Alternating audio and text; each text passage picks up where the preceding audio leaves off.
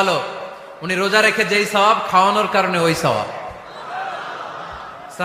সাহাবারা বললেন, ইয়া রাসূলুল্লাহ, ইফতারি খাওয়ানোর মতো পয়সা তো আমাদের নাই। আল্লাহর হাবিব সাল্লাল্লাহু আলাইহি ওয়াসাল্লাম বললেন, ওয়ালাউ বিশারবাতি মা, যদি এক ঢোক পানি দিয়েও ইফতারি খাওয়া তবেও এই সওয়াব পাওয়া যাবে। ওয়ালাউ বিআযকা চিলাবান, এক ঢোক দুধ দিয়ে খাওয়ালো। ওয়ালাউ বিতামরা, একটা খেজুর দিয়ে ইফতারি করালো, এই সওয়াব। সুবহানাল্লাহ পড়েন।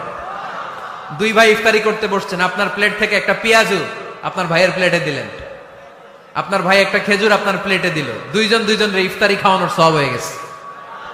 সুবহানাল্লাহ কইতে পারলেন না? পারবেন সবাই? একসাথে খাবেন না আলাদা? আল্লাহর হাবিব সাল্লাল্লাহু আলাইহি ওয়াসাল্লাম খেতে বসলে কখনো খাবারের বদনাম করতেন না। সহিহ বুখারীর হাদিস, মা আবা রাসূলুল্লাহ সাল্লাল্লাহু আলাইহি ওয়াসাল্লাম তুআমান কত্তু, কখনো খাবারের বদনাম করেন নাই।